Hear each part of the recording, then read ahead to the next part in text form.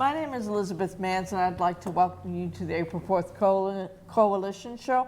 This is the May 5th, 2025 edition of the show.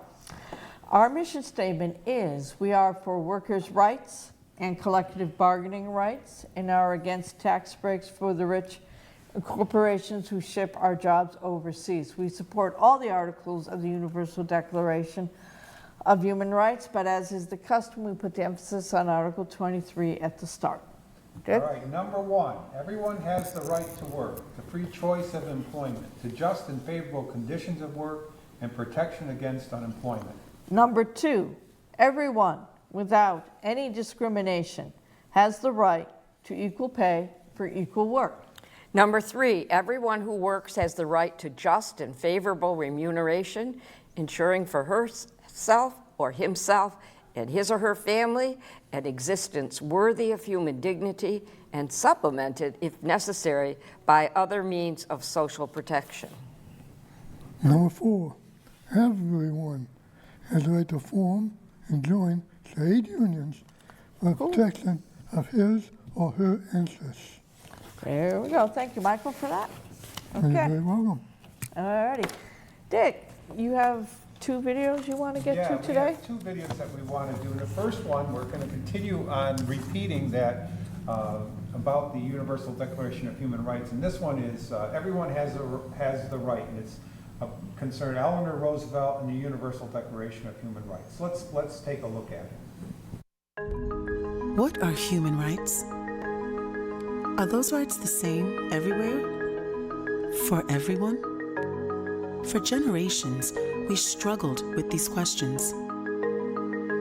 Then Eleanor Roosevelt and the United Nations set out to answer them.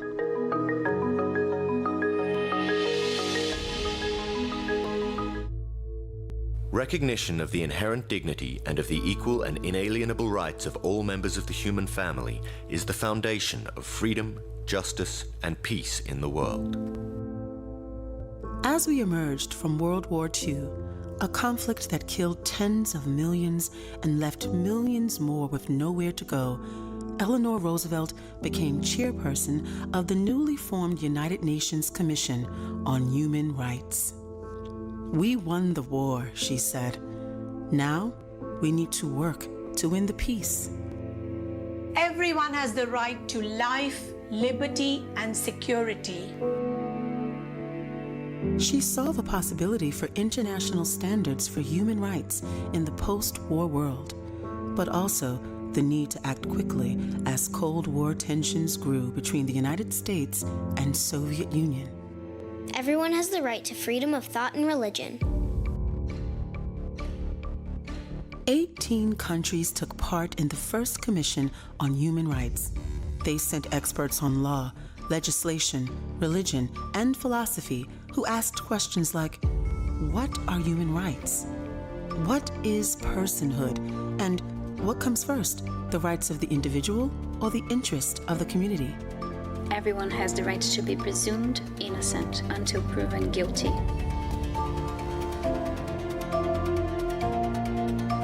With so many different backgrounds and beliefs in the room, finding common ground proved difficult. Eleanor Roosevelt needed all of her diplomatic skill to keep the group making progress. Meeting after meeting, for over 2 years, they hammered out 7 drafts of the new document. And like any good diplomat, she knew that often the toughest problems get resolved outside the room. Everyone has the right to freedom of opinion and expression. When the United Nations General Assembly voted on the Universal Declaration of Human Rights in December 1948, not a single nation opposed it. The room applauded Eleanor Roosevelt, who smiled while she famously continued her knitting. Everyone has the right to peaceful assembly. Since the Declaration passed, critics have argued that it's idealistic because it's non-binding, that it forces Western ideas on the world as a new form of colonialism, and that the great powers manipulate it for purposes of propaganda, all while repression of freedoms and atrocities still make the news. Everyone has the right to seek asylum from persecution. But the Declaration has profoundly impacted human rights worldwide, influencing the language of national constitutions, laws, and more than 70 human rights treaties. Eleanor Roosevelt called it a living document, part of an ongoing effort throughout our lives and the lives of our children to improve human rights. Everyone has the right to education. It's through our own education that each generation can answer the question, what are human rights? And continue to advance them for everyone. As Eleanor Roosevelt said, we have to decide whether it's worth the effort, and that requires character and courage and conviction.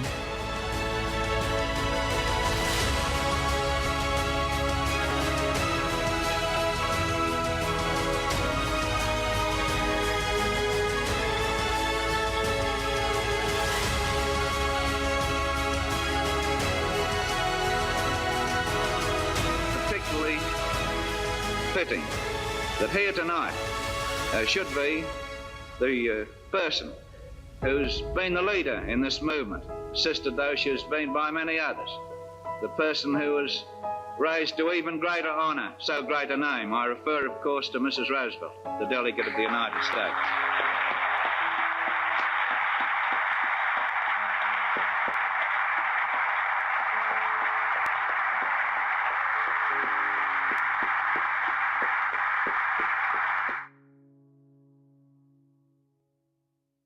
Limelight. And wow, was she phenomenal. But she was phenomenal. One of my favorite people in the world. Oh, What yeah. an extraordinary job she did putting the Universal Thing together, yes. That just the tact, the diplomacy, the patience needed. Well, everybody was trying to find their voice and hammer it out. And the diplomatic skills she had. And it's the time for our generation to reinvigorate that and make it part of our collective knowledge that the most important thing that we can belong to is the human race. Right. It's We're not all any part of particular race, it's just the human race. That's It's the all. only race there is. Yes. Right. It's And the that human race is more important than nationality or religion or any other of those things. It's just the fact that you're human. You have these rights that cannot be denied by anyone.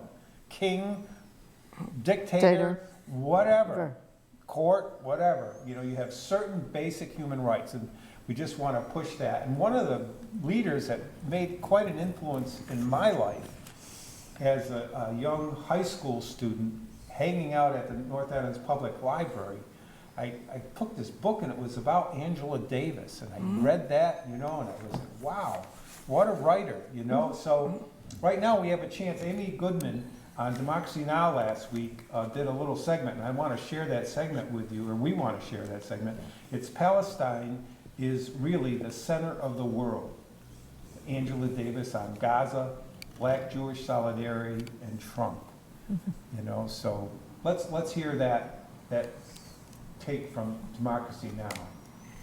This is Democracy Now!, democracynow.org, the War and Peace Report. I'm Amy Goodman in Baltimore with Nermeen Sheikh in New York. Jewish Voice for Peace is holding a major conference in Baltimore this weekend. The renowned activist, author, and scholar Angela Davis spoke on Thursday night and joins us now in Baltimore. Dr. Davis is the author of many books, including Freedom is a Constant Struggle, Ferguson, Palestine, and the Foundations of a Movement. Her other books include Abolition, Feminism Now, Are Prisons Obsolete, and Women, Race, and Class. Professor Angela Davis is a distinguished professor emerita at the University of California, Santa Cruz. Amy? So we're here in Baltimore. Thousands of members of Jewish Voice for Peace have gathered for a weekend of workshops and plenary sessions. Dr. Angela Davis gave a keynote last night, and she's joining us right now. Angela, if you could start off by talking about the history of Black, Jewish, Palestinian solidarity and why you felt it was important to address JVP, Jewish Voice for Peace. First of all, thank you so much, Amy, for inviting me to be on the program, and thank you for your ongoing coverage. I don't know what we would do without Democracy Now!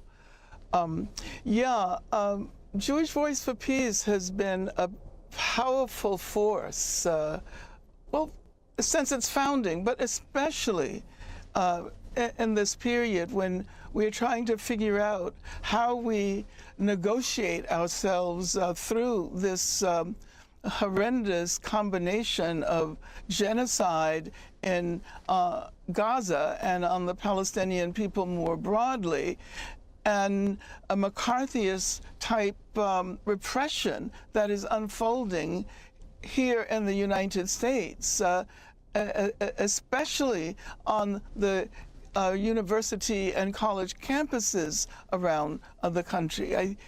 I think it's very important for people to recognize that as Israel represents itself as the purveyor of genocide and the forces of unfreedom, of course assisted by the United States,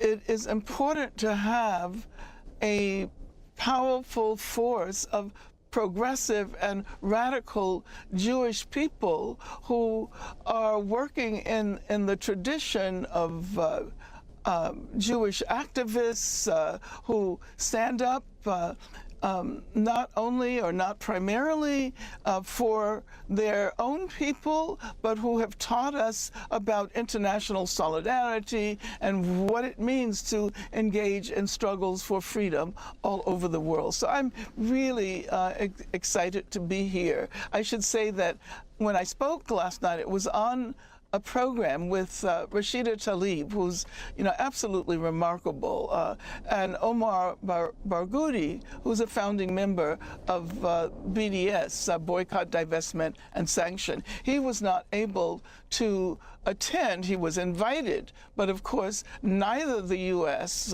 Nor the State of Israel wants to see him join hands with those of us here who are fighting for an end to the genocide. Professor Davis, you've said that Palestine is a moral litmus test for the world, quoting, of course, the late poet June Jordan.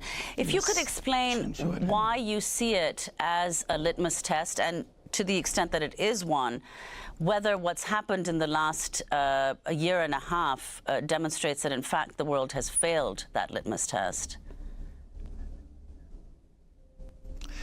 Well, I thank you so much for bringing up the statement that June Jordan made about the moral litmus test that is Palestine. June Jordan is someone who fought for Palestinian solidarity at a time when the majority of people weren't listening to her. I think about her all the time, and I find myself always wishing that she could witness the surge in support of Palestine all over the country, especially on college campuses, but in trade unions and in progressive movements everywhere. So thank you very much for evoking June, which we should all be doing during this period.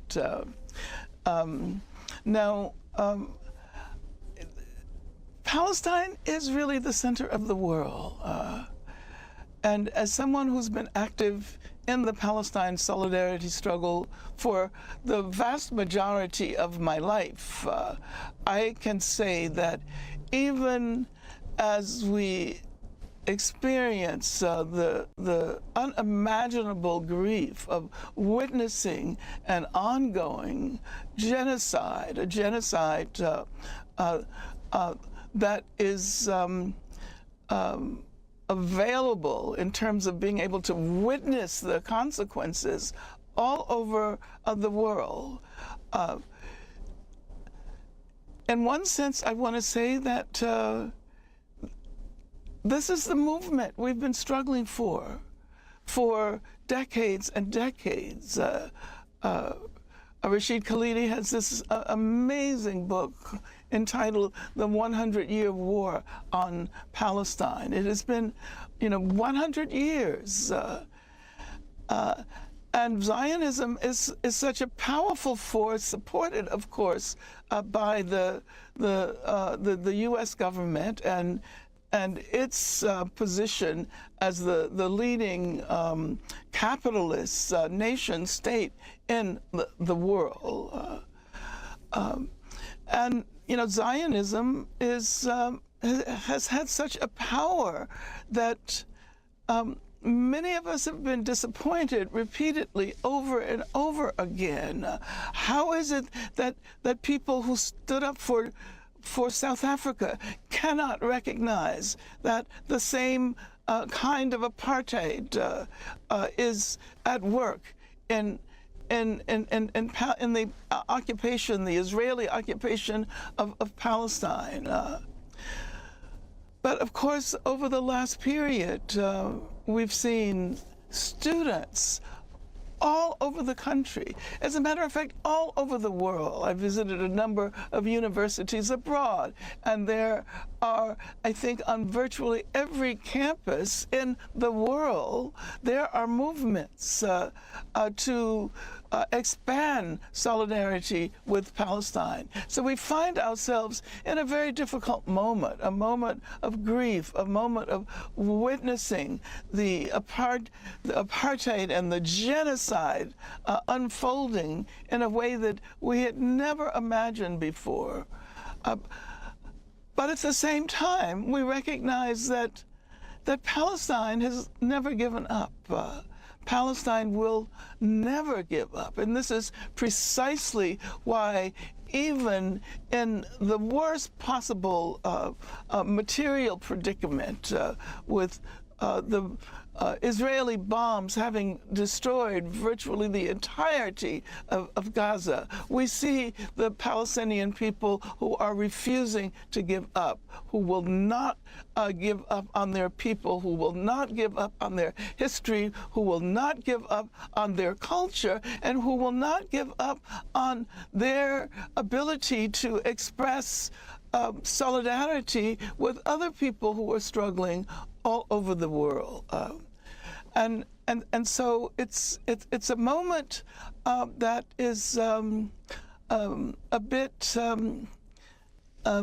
difficult to digest, but I do think that even as we cry, even as we express solidarity amidst the suffering, we should recognize that this is a moment we've been waiting for, where people all over the world are recognizing Palestine as a litmus test, and are recognizing that people in the Sudan in Sudan will not be successful. People in Congo will not be successful. People in Haiti will not be successful if they do not follow the leadership of the Palestinian people, who absolutely refuse to capitulate and genuflect to Zionism and to global capitalism and to racism. Angela Davis, we're talking to you on this week of the first 100 days of President Trump's second term. Multiple polls show that his polling is lower on issues from the economy to immigration than any modern president, and than any president in the last 80 years. The New York Times ran a front page headline, "There have never been 100 days like this." And at the same time, you have judge after judge ruling against President Trump. And this especially goes to the issue of those who stood up for Palestinian rights, who have been detained, who have been jailed, like the Columbia University student and Palestinian activist Mohsen Madawi, who a judge has just released in Vermont and will be graduating from Columbia, coming to New York. The judge's writing on this said, the court also considers the extraordinary setting of this case and others like it. Legal residents not charged with crimes or misconduct are being arrested and threatened with deportation for stating their views on the political issues of the day. The judge went on, our nation has seen times like this before, especially during the Red Scare and Palmer raids of 1919 and 1920 that led to the deportation of hundreds of people suspected of anarchist or communist views. I'm wondering, are you seeing a sea change at this point?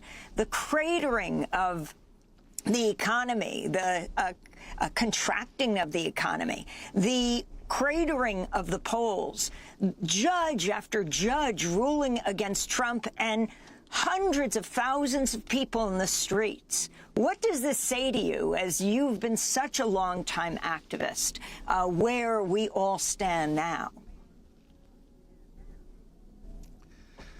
Well, thank you for that question, Amy. I think it is important to acknowledge that Trump was not elected by a majority of the people in this country. As a matter of fact, more people did not vote for Trump than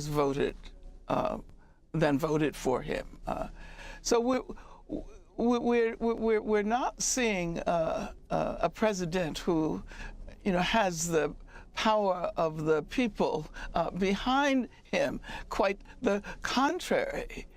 And I think that as those of us who are standing for justice and for freedom and for a better future, it's essential to recognize that we are actually in the majority, that we are on the right side of history, that we should follow the example of the Palestinian people and not give up, not succumb to the assumption that this person was elected and therefore he and his people get to dictate the direction of history. Of course, an enormous amount of damage is being done.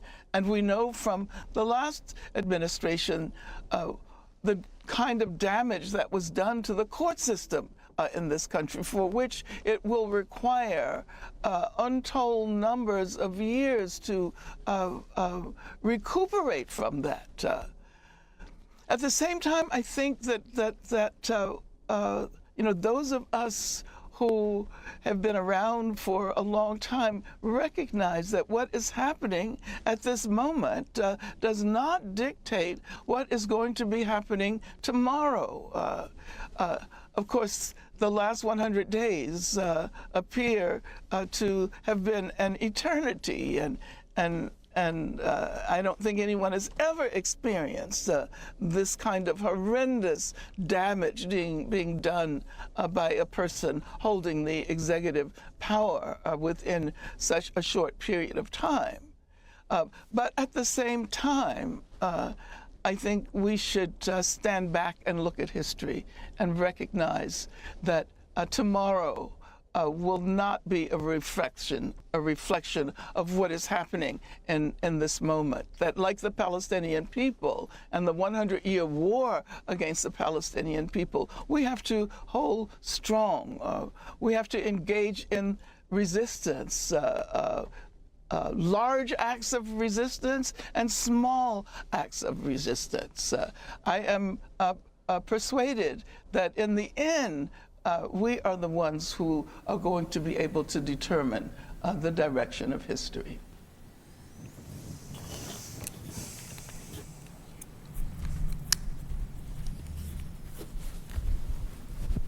If there's time, and I go back August 10th, 1970, when Angela Davis was arrested.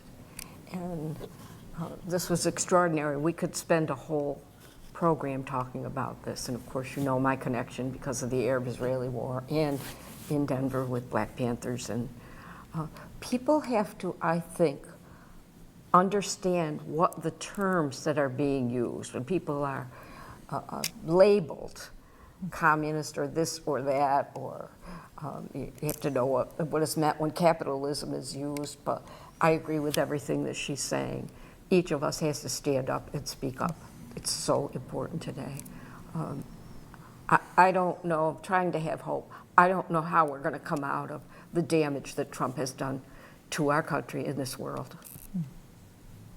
But she's great. She is great, and it will be a long healing process if we do heal. People have to choose to heal, and that requires work and attention and patience, things that a lot of us don't demonstrate these days. We've kind of lost the knack for it. Well, but people have to fight for give freedom, it and it's a lifetime.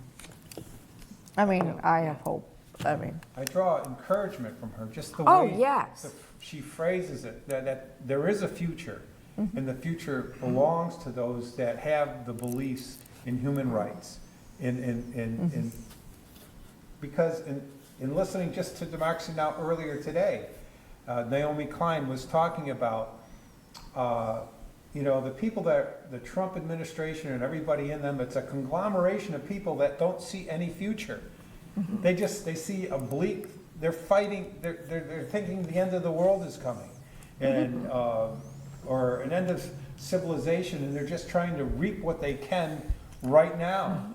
And we as a people who have a future in mind, that see, we're not trying to have rocket ships to take us to another planet like Elon Musk and all these other billionaires that want to escape this planet.